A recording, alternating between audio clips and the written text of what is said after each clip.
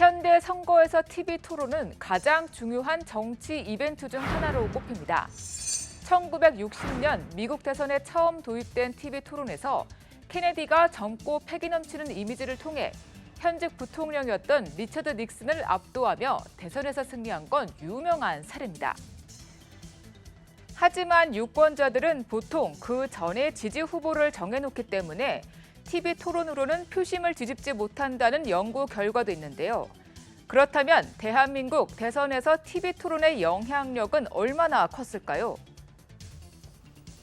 우리나라 대선 후보 TV 토론은 1997년 15대 대선부터 시작됐습니다.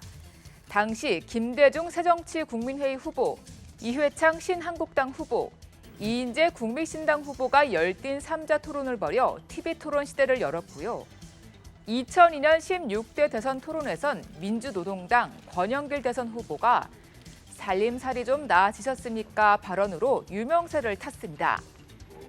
2007년 17대 대선 당시에는 본선 TV 토론보다는 한나라당 대선 경선에서 붙은 이명박 대 박근혜 후보의 살벌한 검증 경쟁이 더 화제를 모았습니다. 이후 2012년 18대 대선 토론회에서 최대 하이라이트는 새누리당 박근혜 후보와 저격수 통합진보당 이정희 후보의 공방이었습니다. 단일화를 계속 주장하시면서 이렇게 또 토론회에도 나오시는 이유가 있습니까? 대단히 궁금하신 것 같아서 이것만 기억하시면 됩니다. 박근혜 후보 떨어뜨리기 위한 겁니다. 저는 박근혜 후보를 반드시 떨어뜨릴 겁니다. 이 후보의 떨어뜨리겠다는 발언은 오히려 보수 진영의 결집을 불렀다는 분석이 나왔고 박 후보는 그해 대선에서 승리했습니다. 하지만 2016년에 터진 국정농단 사태로 박 전 대통령이 탄핵되면서 2017년 조기 대선 전국이 열렸는데요. 초유의 조기 대선 웃지 못할 TV 토론 명장면들도 쏟아졌습니다. 모래시계 검사, 홍준표의 국가대개혁, 대한민국을 세탁기에 한번 넣고 확 한번 돌리고 1년만 돌리고 정권을 시작하겠습니다. 아까 대한민국을 세탁기에 넣고 돌리겠다 그러시는데 많은 국민들이 우리 홍 후보님도 세탁기에 들어가셔야 한다고 생각한다고. 세탁기 들어갔다 나왔습니다. 홍 후보님 그 세탁기 갔다 오셨다고 하는데 그 세탁기가 고장난 세탁기 아닙니까 혹시? 세탁기가 삼성 세탁기입니다. 한때 문재인 후보를 앞지르며 골든 크로스를 기대했던 국민의당 안철수 후보. MB 아바타 발언으로 오히려 역효과를 냈습니다. 제가 갑철수입니까? 안철수입니까? 제가 지난 대선 때 후보를 양보해드렸습니다. 그 이유는 이제 더 이상 이명박 정부가 정권이 연장이 되면 안 된다고 저는 결심을 했던 겁니다. 그런데도 MB 아바타입니까? 안철수 후보님, 아니면 아니라고 본인이 해명하십시오.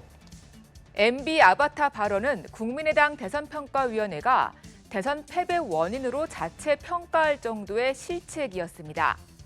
그 후 5년 뒤 2022년에 치러진 20대 대선, 접전을 펼치던 민주당 이재명 후보와 국민의힘 윤석열 후보는 사사건건 치고받았고 전문 용어를 아느냐 모르느냐를 놓고도 후폭풍이 일었습니다.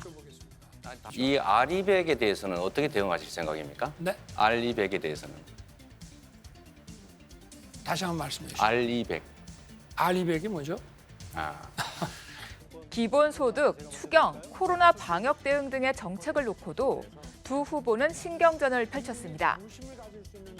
혹시 국민의힘 정강정책 1조 1항에 기본소득 한다 이렇게 들어있는 거 아십니까? 그 기본소득은 우리 이 후보님이 말씀하신 그런 기본소득하고는 좀 다릅니다. 2022년 3월 20대 대선은 0.73%포인트, 역대 최소 표 차이로 승부가 갈린 만큼 TV 토론도 무시할 수 없는 영향을 미쳤을 가능성이 있습니다. 이번 선거는 급작스럽게 시행되는 조기 대선이라 전체적인 선거 기간이 짧습니다. 이 때문에 유권자가 대선 후보를 검증할 수 있는 TV 토론의 중요성은 더욱 크다고 볼 수 있는데요. 21대 조기 대선 TV 토론에서 각 후보가 어떤 성적표를 받게 될지 궁금해집니다. 지금까지 대선 풍향기였습니다.